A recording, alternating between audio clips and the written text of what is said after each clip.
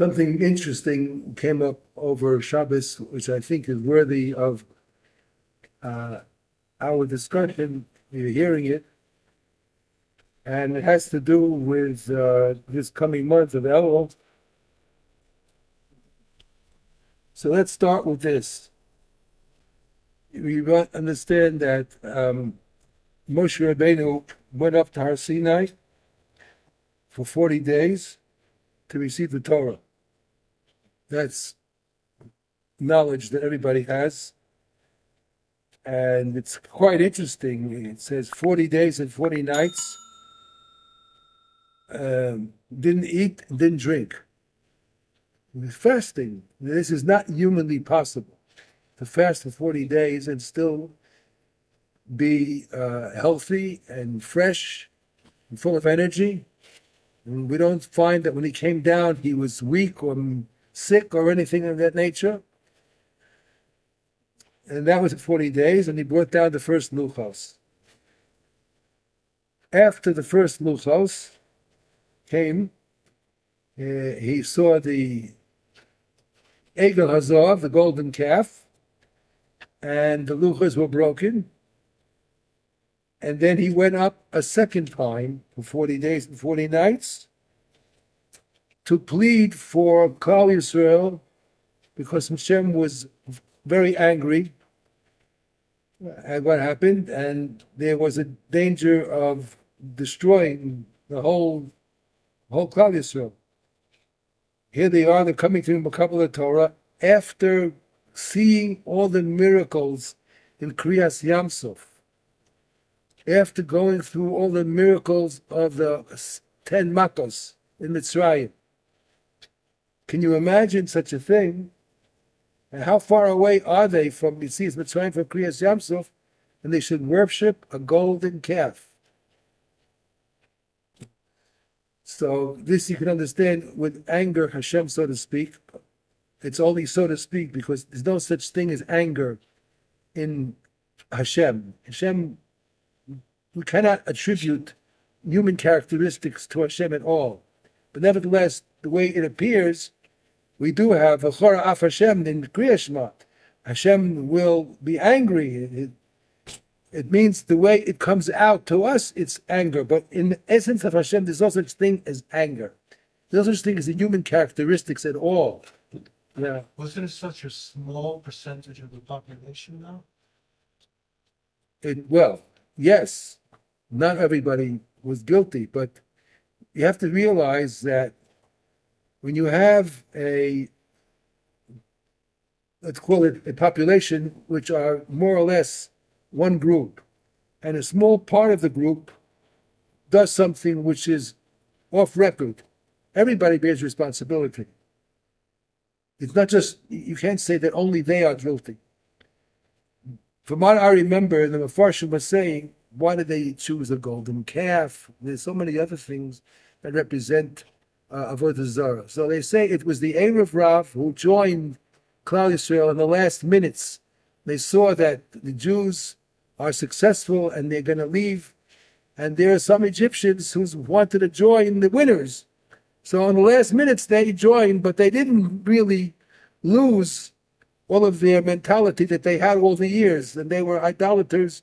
And those are the ones who instituted or inspired to make this golden calf, the ones who came from Mitzrayim. It wasn't the Jews, in essence, that from the 12 tribes.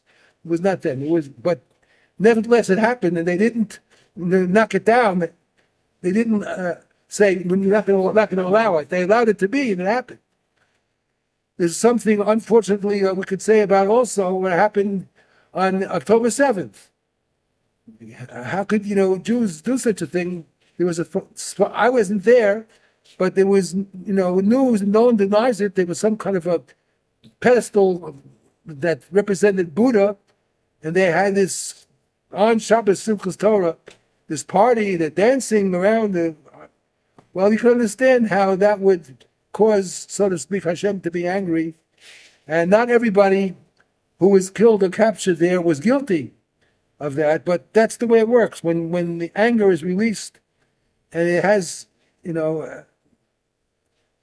free will to do what it has to do, so that's what happens. In any case, anyway, let's not get into that. We're trying to concentrate on something else right now. So Moshe Rabbeinu was 40 days and 40 nights, and he came down with the luchos, and then the shviras of luchos, and then he had to go up again to Mispalo, and then he had to go up a third, that's twice. Second time, 40 days and 40 nights. And then he had to go up a third time to bring down the second luchos. The second time was totally to get a kapara, but that didn't happen until the third time when Hashem said, "Vayomer Hashem salachti kedvorecha," which we all say on Leil Yom Kippur. After Kol Nidre, Vayomer Hashem salachti kedvorecha, we all call that out together, and it's no coincidence that Yom Kippur is 40 days after Rosh Chodesh Elul. The same 40 days that went there are the same 40 days that we live through. When we start Rosh Chodesh Elul, we have 40 days. Now this Indian of 40 days, and again, this is unbelievable. Moshe Rabbeinu again was in Shamayim, 40 days, without eating, without drinking, and nothing seemed to happen to his body. There was some kind of what we would call it maybe suspended animation. The physical life comes to a stand. It doesn't deteriorate. It doesn't go forward. It comes to a standstill. And the way Moshe Rabbeinu left it, that's the way it was when he came down. Now, what exactly happened there, I don't know, but I'm wondering maybe because he was Moser Nefesh for 120 days for Am Yisrael, I wouldn't be surprised if there's some connection to the amount of years that Moshe Rabbeinu lived, 120 years. I wouldn't be surprised if there's a connection. Year for a day. Right, could be a year for a day, correct. I wouldn't be surprised, but I don't know, I didn't see that in the Swarm any place. But nevertheless, it was 120 days and he lived 120 years. And again, he is not eating, he's not drinking, and this is not humanly possible. To remain fresh and vibrant and alive and not weak or sick in any way, the same body that went up was the same one that came down. Okay. My question over here is there any significance to the number of 40? Is there any significance to the number of 40? 40. Why was it 40 days and 40 nights? What is so special about this number 40? What are we supposed to learn from it? And the fact that the Torah tells us about it, that there must be something special about 40. It was 40 times 3, it was 120. I understand that. But let's say they hadn't worshipped the golden calf. Let's say they hadn't. So he would be up there the first time, 40 days and 40 nights. And he would have come down with the luchos, and Klal Yisrael would have accepted the luchos, they keep the 10 Commandments, and they go right into Eretz Yisrael. That's 40 years. Huh? It wouldn't have been 40 years, right? That's right. There's another 40 that I didn't mention. 40 years in the Midbar, correct? There's another 40 which is important. The Mabul, in Noach's time, was also 40 days. 40 nights, 40. 40 days. What is so important about this 40? Well, what's going on? There's got to be something that we have to learn about this 40. We have to Google it. Huh? We have to Google it. Wasn't it also Moshe was 40 years old when he escaped when he ran away from Egypt after he killed those Egyptians? Could be. I don't know. I think. I don't know. No, I don't know. There is also if I remember correctly, some of the Mefarshim in the Shulchan Aruch bring down the person should not learn Kabbalah until he's 40 years old. In general. Not everybody holds that way, but I mean, there is such an opinion. Okay, so again, what is the inyan of 40? Now this is absolutely amazing. It's absolutely amazing. A woman's pregnant. When does the child or the fetus become halachically a child at 40 days. That's when the gender is decided. That's when it becomes clear. Until then, halachically, it's considered mayim ba'alma. The fetus is considered to be just halachically water. Obviously, it's not just water. It's obviously there's a child growing there. It's not just water. Obviously, it has to have a soul, otherwise it couldn't grow. But at 40 days, it gets its official status as a vlad. 40 days. Well, that's the first trimester. Arboim yom li'itziras havlad. Excuse me? It's the first trimester, I think. What do you mean by trimester? That it's divided into. Well, there's 9 months. I mean, this Right. 40 days is not 9 months. I mean, it's part of the first 3 months. Okay. Part of the first 3 months. So what do you see? An interesting thing. That the number of 40 seems to be connected to a change of status. Beforehand, it was stam water. We don't consider halachically, even though, of course, you're not allowed to take a baby who is a pregnant woman under 40 years old and kill the vlad and say, "Oh, you're a tzaddik," because it was only water. Oh, well, of course not. But halachically, nevertheless, in other words, if a woman has to have a miscarriage for some reason or other, the doctors say it's a dangerous for you. It could kill you. Your life is a sakonis defashon. You must have a miscarriage. If the doctors say that and it's agreed on, then the Rabbanim would say, try to do it before 40 days. When it doesn't have the halacha yet of a vlad, doesn't have the halacha of a fetus, has a halacha of mayim ba'alma, stam water. At 40 days, there's a new status. 40, some reason or other, has an effect of changing the status quo.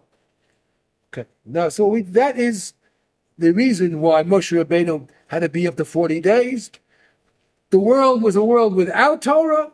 At 40 days, he got the luchos, comes down. It's a new world. It's a change of status. Before the Torah was learned by the Avos, by the Shvatim, they all learned Torah. Of course, they knew Torah. Adam Rishon didn't learn Torah. Avram Yitzchak Yaakov didn't learn Torah. But it wasn't a worldly ownership. It was only for individuals. It wasn't for the world. It wasn't given to the world yet. At 40 days, when the luchos come down, it's now given to Am Yisrael as a whole, and the entire world can benefit from it too. 40 days changes. A person goes to the mikvah, man or woman, who's tameh, go to the mikvah. When you come into the mikvah, you're tameh. When you come out of the mikvah, you're tahor. How much is the amount of water that has to be in the mikvah? 40 sayas. 40 so. How much that is in liters today, I don't know exactly how much it is in liters, but that's the number, 40. 40 is the number which is somehow empowered with changing the status. Okay.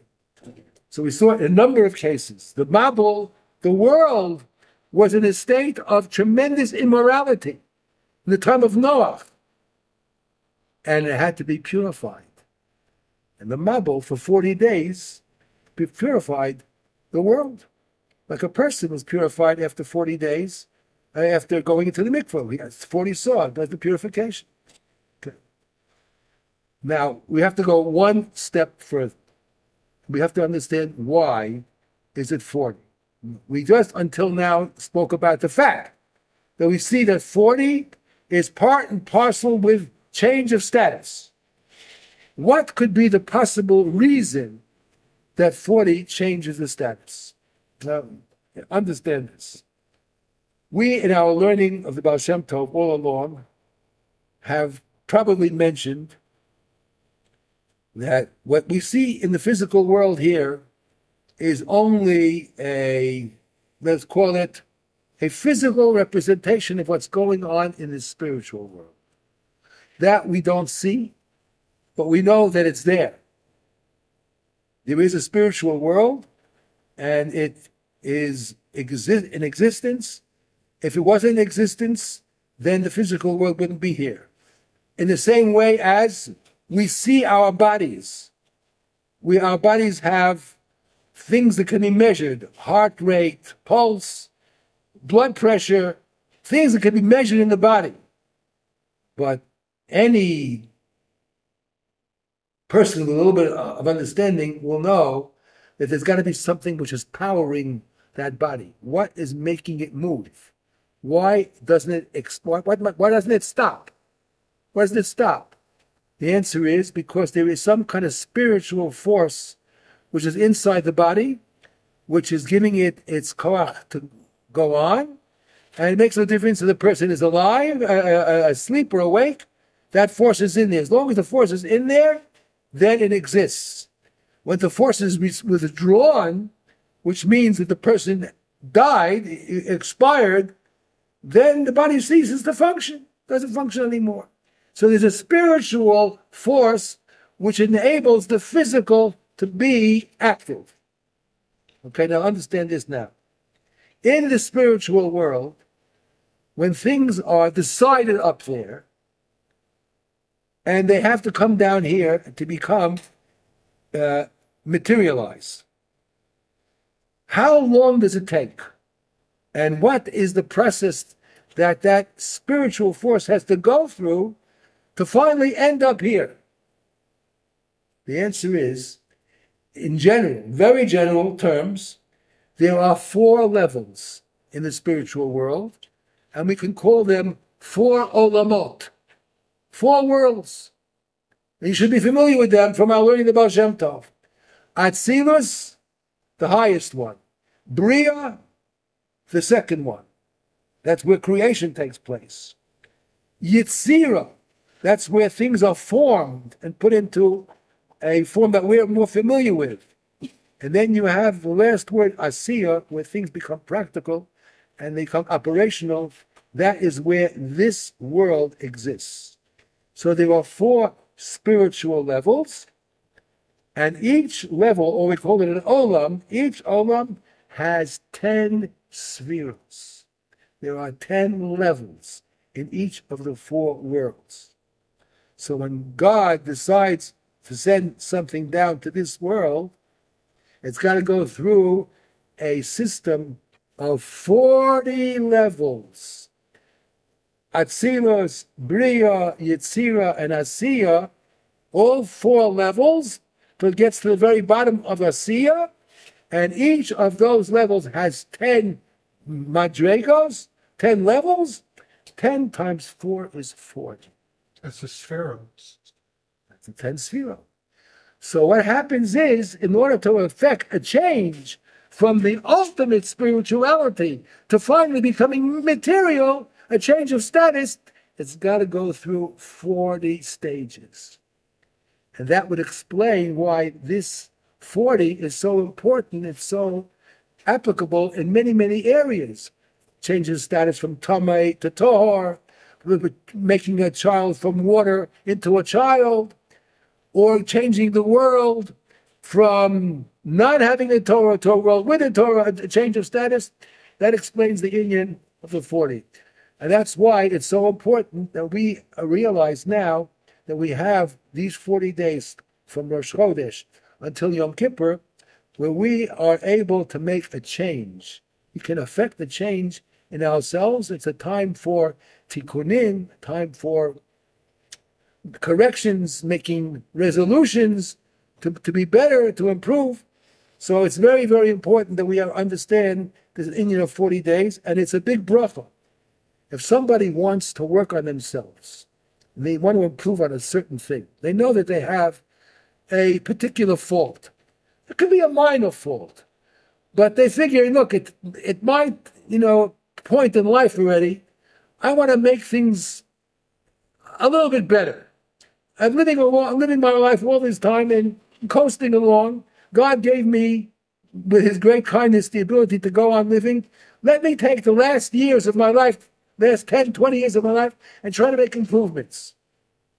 So in the Svarim HaKadoshim, and from what we just learned right now, if a person takes on to make a certain improvement, a tikkun in himself, and a certain improvement, if he does it for 40 days consecutively, 40 days consecutively. He puts his mind to it. There is an excellent chance that he'll be successful. But it's got to be consecutive. 40 days consecutively, and then he'll have Sheta D'Shmaya that he'll be successful. Okay. Can you dimensionalize that? 40 days of just saying Salakot to 40 days of Well, Moshe Rabbeinu was mispalo for 40 days, right? Right. And he said at the end, it came down to Hashem, but it took 40 days. But for 40 days, you're saying, I'm going to make this change. You're also reminding yourself of what it is that you want to change. Okay, well, yeah. And you might remember, actually, that's very entertaining. Well, look, we're talking about something that you want to change. You're not happy with what it was until now. You let it go. Until now, you let it go. But you realize that it's some kind of a fault that you want to correct. So if you do it for 40 days, work on it, and resolutions and whatever, but 40 days you're working on it, and your Mispal Hashem should help you, to make the change. After 40 days, you have a very good chance that you'll be successful. But you got to keep it up 40 days consecutively with no pauses, no skipping days, 40 days consecutively. The number of 40 has this special skula of change of status. Okay. Now, we have been learning Baal Shem Tov for, I think, 2 years already. We started on King George, and last year we were doing it here. And I figured that we have to have a little bit of a refresher. And I picked a piece from the Baal Shem Tov, and I gave you a page. We'll get into a minute.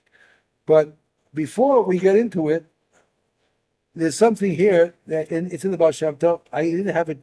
I mean, I couldn't stay all day long by the copy machine, make all these pages. I gave you the main one, but there is a letter. We're always wondering about the Baal Shem Tov. But why should we give all of this credit to the Baal Shem Tov and attribute to him all these miraculous things that happened in his lifetime? Now, the whole Hasidus, even Chabad, if there wouldn't be a Baal Shem Tov, there wouldn't be any Chabad today. The Balatanya, who was the beginning of Chabad, was the third Rebbe after the Baal Shem Tov, but all the Hasidus started with the Baal Shem Tov, the Hasidus that we know today. What is so special about the Baal Shem Tov? What happened here? Why should we give him all this credibility? So he wrote a letter, and the letter they have.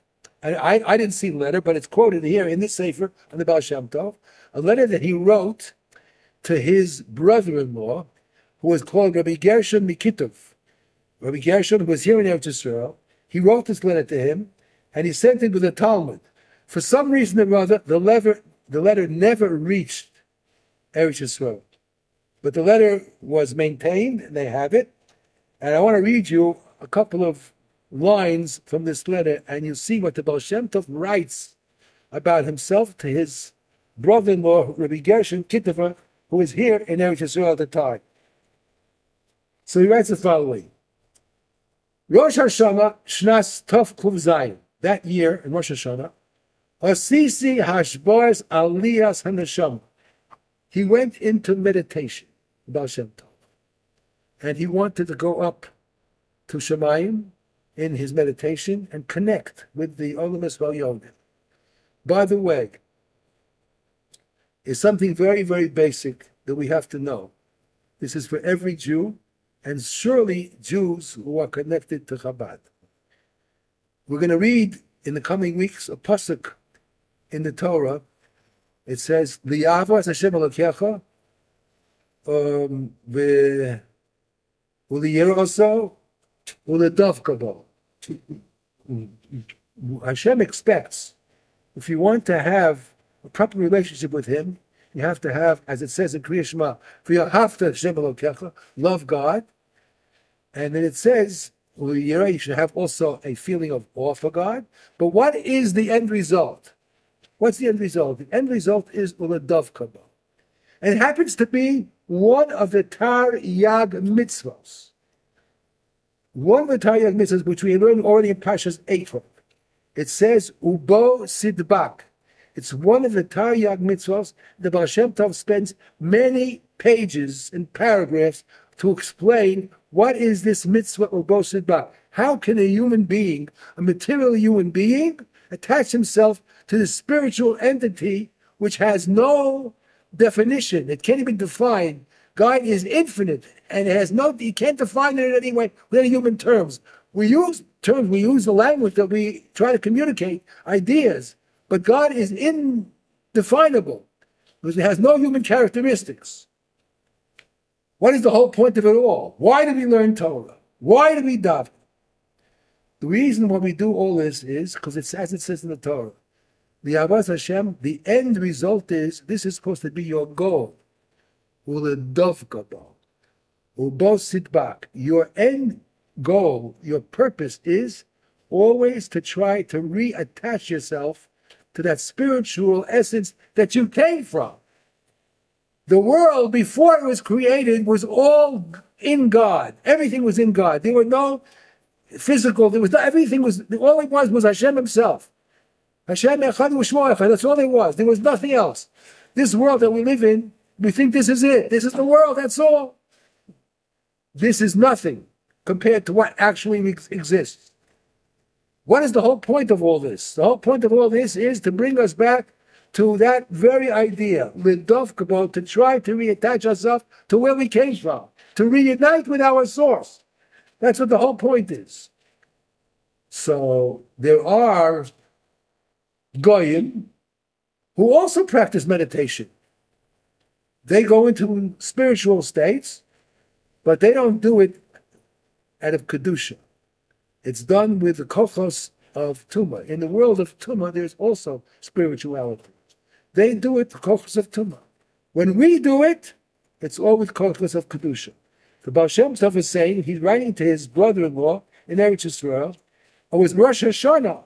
On Rosh Hashanah he did this. Asisi hashpaz aliyas haneshama. Tiyadu alacha. It was known to him. V'ra'isi dvorim nifloim kimare mashalo ra'isi adheina miyom amdi aldaiti. Baal Shem Tov is saying to his brother-in-law, I saw things on that Rosh Hashanah that I never saw in my life when he was doing this meditation. The asher ra'isi lamanati ba'aloisi l'sham bilti efshari l'saper l'daber. I can't even explain it. What I saw in my meditation, when he went up to Shemayim, he's saying, it's not possible to tell over. Not with the words. El peh el peh. B'chazirosi l'gan Eden.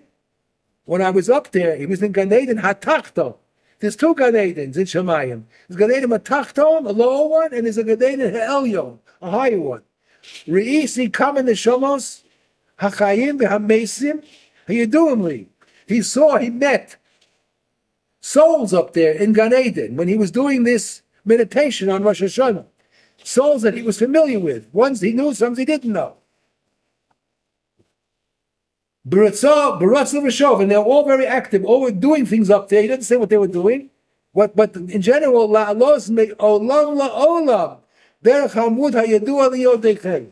neshamas were going from one world to another, higher and higher and higher. That's what's going on up there. B'simcha Rabbah, there was tremendous simcha in Shemayim when this was going on. U'gedola. V'asher mola ha'apel l'saper, v'chabed ha'ozen hagash min l'shmoa. It would be very difficult for a person to explain it verbally or even to understand it if you hear it. The Gam, he said, he saw in Shemayim there, Rishoyim Rabin, Chosru b'tshuva, v'nimcha lehem avon esayim. He saw in Gan Eden Rishoyim who had done tshuva. Their averos were nimchal, forgiven. There was a big eis ratzon at that time. Shegam be'inai yiflam od. Shekama v'kama niskablu b'tshuva shegam atah yadato. He's writing to his brother-in-law. Some of these big Rishoyim were accepted b'tshuva, and you knew who they were, and he saw them up there. These Rishoyim were in tremendous rejoicing up there in Gan Eden. They also went up higher and higher to Olam Yisrael Yonim. V'kulam ki echad bikshu mimeni. They all asked from me. When I was up there in this meditation, this state, they asked, these neshamas asked from me. Here to be ad bosh, they embarrassed me, Ram. The wrong mother's kavod taraskab. Can't make it that word. Imanu tfila lios lanu la'azor l'asayid. Umachmas hasimcha gedola shorisi b'neiam. They had tremendous simcha. They were talking to me. Amarti la'los imam. He wanted to go up to the upper worlds with them together. V'reisi b'mare ki hasamach mem all la'katreg b'simcha gedola. He saw there the koach of the Satan. Also came up there to make all kinds of prosecutions and criticisms. Upal punosov gzeros shmad al kama nefashos, the samach mem, the Satan. There was a gzera to destroy a number of souls. They should have because of misa mishuna. And he was up to the Baal Shem Tov, and he says, when I saw that, masarti mamish nafshi. He asked his Rebbe to go with him. Who is his Rebbe? Who is the Rebbe of the Baal Shem Tov? Who went with him there? I think that was Achia Hashilone, one of the Nevi'im, who was Nifter, became his Rebbe. It was very, very difficult to make those aliyos, and he went there, and it seems that he was successful. When he was up there, Nichnasti lahechel Mashiach. He came to this level where Mashiach was in Gan Eden. Hashem lomed Mashiach Torah im kol hatanoim hatzadikim v'gam im shivaroim. With all the leaders of Klal Yisrael in the past, Mashiach was up there. Reisi simcha gedol ad ma'od ve'eni yodea the simcha zul ma'o oseh. He couldn't understand the level of the simcha. So he says, Sha'alti es pi Mashiach, emas ata asima. When are you going to come back to this world? He asked Mashiach. Now this is, don't forget, this is not stam. This is a letter that he's writing to his brother-in-law in Eretz Yisrael about an experience that he had when he did this meditation on Rosh Hashanah. Is he met Mashiach in Shemayim, and he asked him when it's coming. So he answered, Mashiach answered, Bezos Teda, when you're learning Baal Shem Tov, you're learning Yisrael Baal Shem Tov. When your learning will become famous, will become spread out. And the wellspring that you have in you will come out and be spread in the world.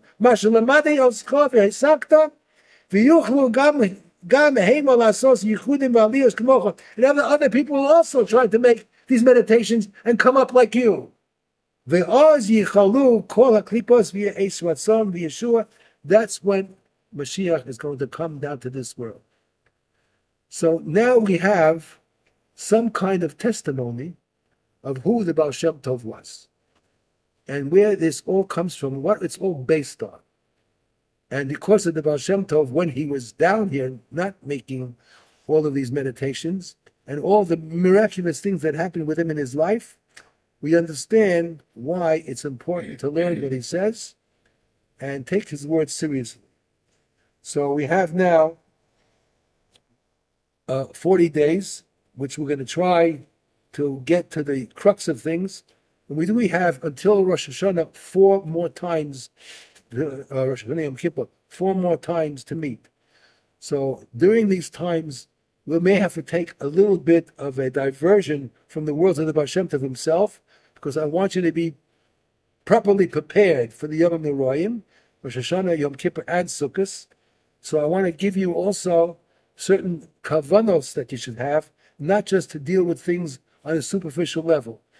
We're learning the Baal Shem Tov because the Baal Shem Tov was told what will bring Mashiach to this world when the inner secrets, the Baal Shem Tov that he was given in Shemayim, when they become public knowledge, when the world will realize that there's a spiritual entity which is the real world. This is only a sort of camouflage of what's really going on. That's what the Baal Shem Tov said. Mashiach told him, if your wellspring, the knowledge that you have, what you saw up here, what I tell you, will become public knowledge, then the Mashiach will come. And people have to have, in other words, the world has to be ready for it, have to be prepared for it. You can't give something he's not prepared for or not ready for. He won't know how to handle it or what to do with it. He doesn't have the preparations. So before you want somebody to do something properly, you have to give him a preparatory talk or introduction. So when you have the introduction, then you can make use of what the information comes afterwards. Okay, so that's what we're going to be doing. We want to make the Yontif as meaningful as possible. So we'll take the materials that I could find, which are good for this class, so you have proper preparation, not only on the superficial things that go on, but also understanding the pneumius, understanding the inner spiritual things that are going on Rosh Hashanah and Yom Kippur and on Sukkot. Okay, so let's take a look now at what we came for originally. With this class was termed Tefillah according to the Baal Shem Tov. Please take a look at the page that you have in front of you. Look at the Tez Zayin on the right side. It says the following. B'tefillah tzorech lasum. You all see that? That paragraph, the first one with the check. B'tefillah tzorech lasum kol kolcho b'hadiburim. You hear that, Rabbi say? If you look around in the shuls today, how long does Shmona Esrei take? 4 minutes? Well, you're being kind. In a lot of places, it's 3 minutes. Where I was today, Huh? it was much longer. Where I went today, it's much longer. What the Baal Shem Tov says, what does he say, the first line? B'tefillah tzarech lasin kol kolcho b'diburim. You cannot just say the words nonchalantly. You have to put your entire energy into the words. Entire energy into the words. In other words, you have to block out everything else and fully concentrate on those words, on those letters. Look what he says. V'yelech kach me'os la'os. And you have to fully concentrate, not from word to word. Not from word to word. He breaks it down from letter to letter.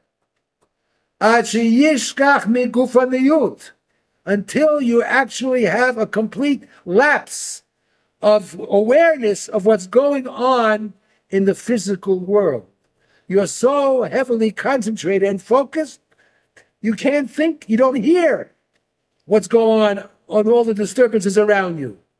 V'yachshov, and think. She'ha'osios mitztarfim, the letters that you're concentrating on, mitztarfim, u'mischabim ze and ze, v'zehu ta'anug gadol. You hear that, Rabbi say? This is a great, great oneg. I don't know who's the oneg for the person himself, or for in Shemayim it's an oneg. But it is a great, great pleasure when the words are imbued with your full concentration. The Mayim begashmius utainug. If in Gashmius you might feel satisfaction and feel enjoyment because you did that, mikol shekein baruch. Surely in the spiritual world there will certainly be tainug, oneg. V'zeu olam hayetzira.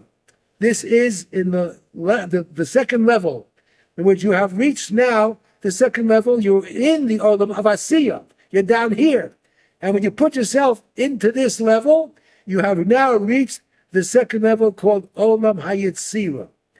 Achar kach yavo la'osios hamachshava v'lo yishma mashu medaber. Now this is very difficult. Then you come to already an area where you don't even hear the word you say.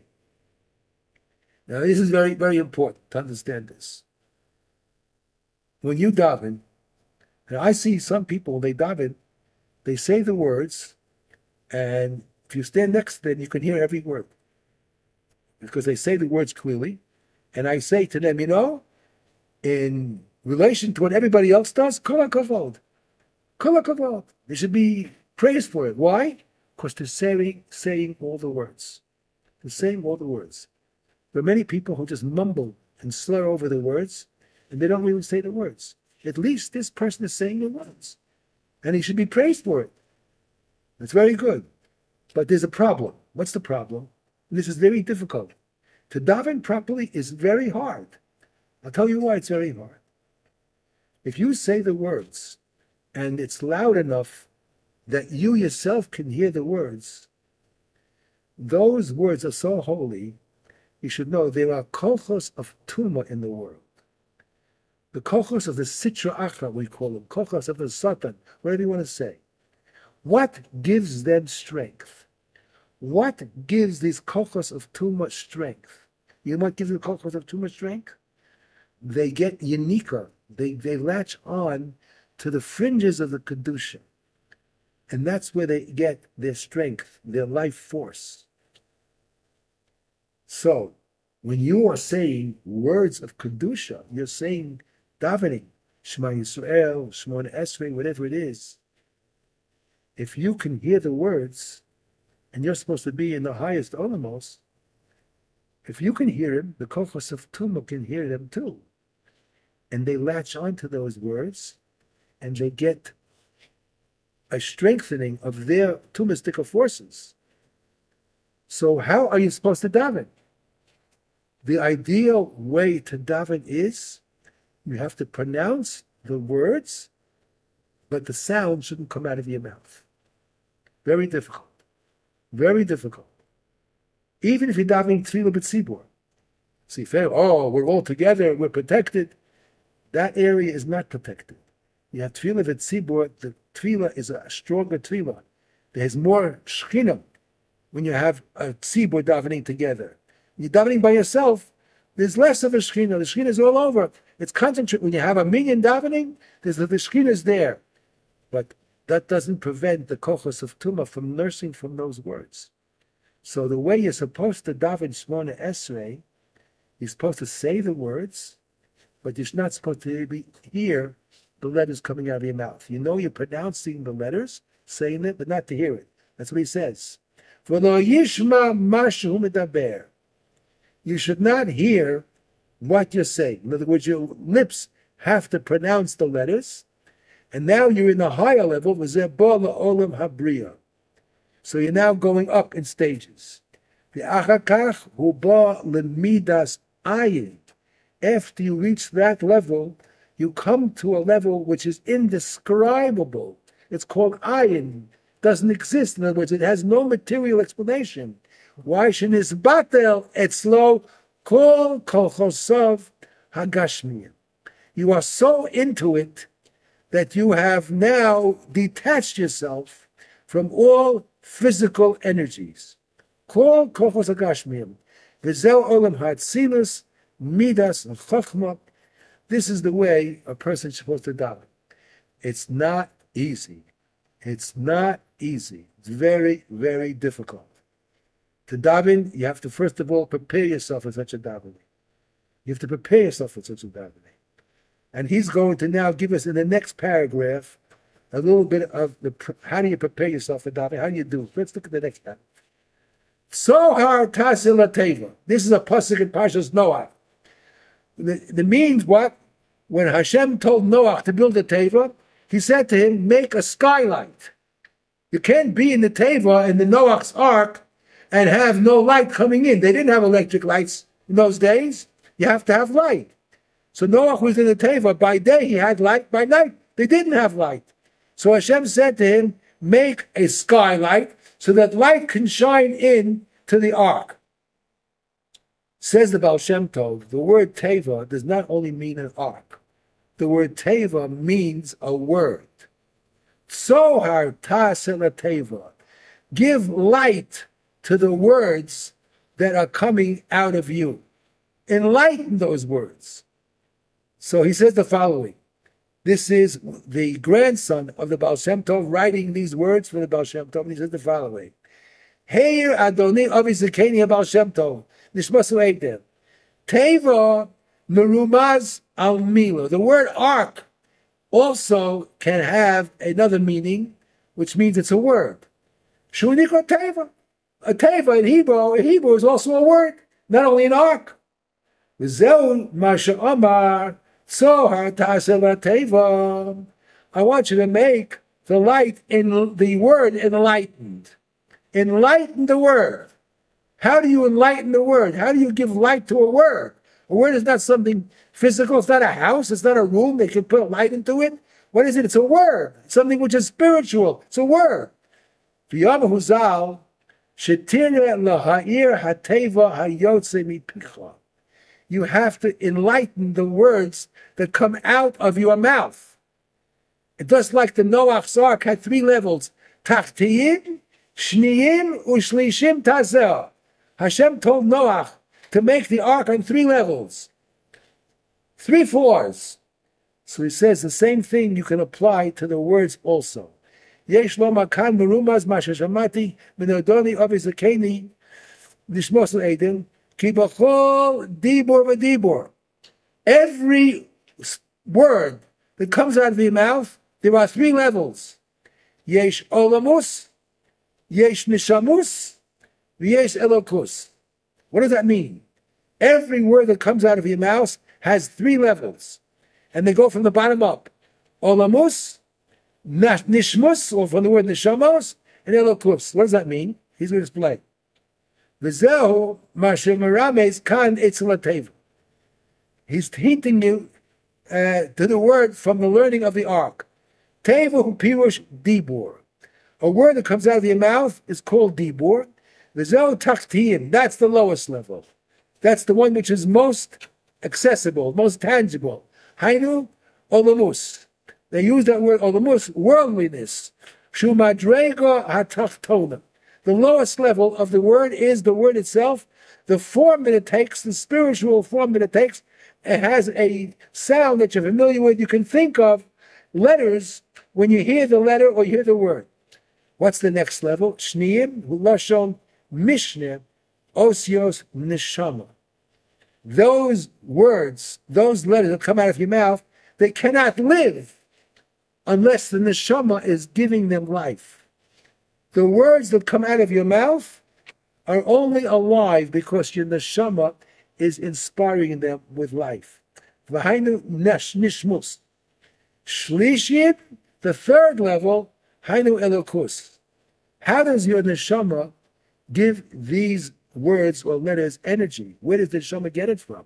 Because your neshama is inspired by godliness, by something higher. So it's an elokus going into the neshama, and then your neshama giving life and light to those words. Hashem HaKasuv Ushlishim Al Kulo. This the 3rd level, that's above everything. That's elokus. Shal Yedei Shehu Moshe Umanigas Hakol. Since God is the conductor of everything, He's the leader of everything, that's it. V'kol eileh taseh. You have to do that. You have to give life and light to the words that come out of your mouth. Hainu hateva v'hadibur shetotzi mipicha yebekavana zu ube'emuna shlema. You have to believe what I just told you is true, because all of this thing is just a spiritual concept. You have to believe that this is what's going on. You have to have the emunah in that. You have to realize this is what's going on, even though you can't touch it or measure it. Sheyesh b'kol dibur tachtiyim shniyim shlishim. Every letter, every word that comes out of your mouth, every utterance, has 3 parts to it. It has the most tangible part, the sound. It has the neshama that goes into it, that gives it life. And what goes into the neshama is the godliness, the koach eloki that goes into the neshama. And the neshama goes into the word, and the word now becomes alive and active. V'heim olamus, neshamos ve'elokus. These are the 3 levels. Okay. So when he said above in Tes Zayin, B'tfilah tzorach lasim kol kocho b'hadiburim. You have to put all of your koach into the burim. You have to realize you're putting all your koach into the burim means you put your whole neshama into it. You have to put all your neshama into it, totally focused, and you should lose awareness of what's going on in the room around you. Not only that, a room around you, but even you become detached from your body. Because your mind is so heavily focused that you're not aware of things that are going on with your body. And there are people who can get so much into it that they're not aware of what's happening with their body at the time that they're davening. That is the way you're really supposed to daven.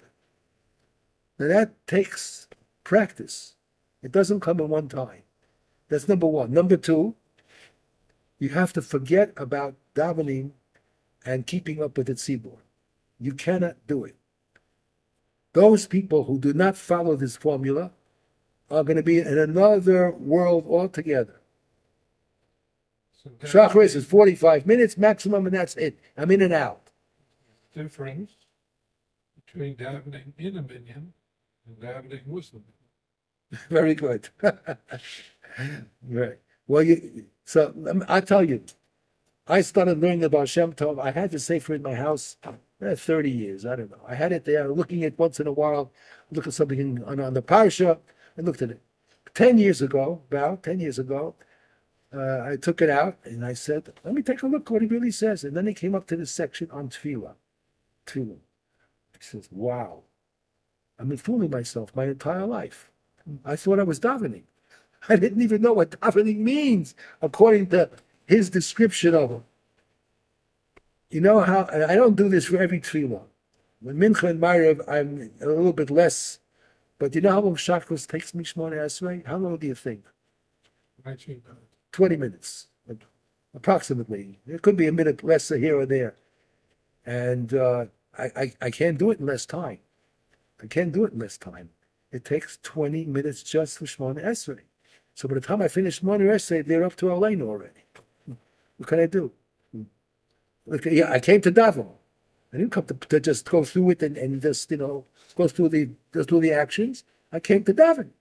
And now I'm looking at an expert in what davening is, and he's teaching me what the words are, what the letters mean, and how you can connect, and that's what it's all about. So what am I going to come here? I'm not criticizing. So you don't do a Kedusha with them? Of course not. Not Kedusha, not Modim. What I hear, see, it's already chesaron in me, because I hear Birchas Kohanim. So when I hear Birchas Kohanim, I stop, and I listen to it. I can't answer Amen to the bracha, but I can hear it. And that's already showing that I'm not fully concentrating as I should. Because I shouldn't even hear it. If I'm really into it, I shouldn't hear the Kedusha, I shouldn't hear Birchas Kohanim, I shouldn't hear it. But I'm a lot better than I was 20 years ago. But there's a lot yet to do. I know that I'm far from it. Did I lose complete awareness of what's going on in the world around me? I'm not there yet. But I know that this is what it's expected. This is what tefillah is. You're so into it that you really don't know what's going on. Sometimes you see people who daven that way. They're so into it, they lose complete awareness of what's going on. They don't realize what's going on with them, what's going on around the shul. That's the way you're supposed to daven. So you're saying that you cannot have proper kavana and do it within the time of the tzibur? Of course not. Impossible. It's impossible. But why? Why? Because Well, why can't you feel detached and rise to that level? in 3 minutes? In 3 minutes? In 3 minutes? Yeah. Well, if you can do it, then you're something special. I can't do it in 3 minutes. Maybe you have a very fast mind. Maybe you can do it. Maybe you have an intense mind. You focus on something and you get into it and you forget about everything else. Maybe you could do it. I can't do it. I can't. All right, we'll continue with Hashem next week.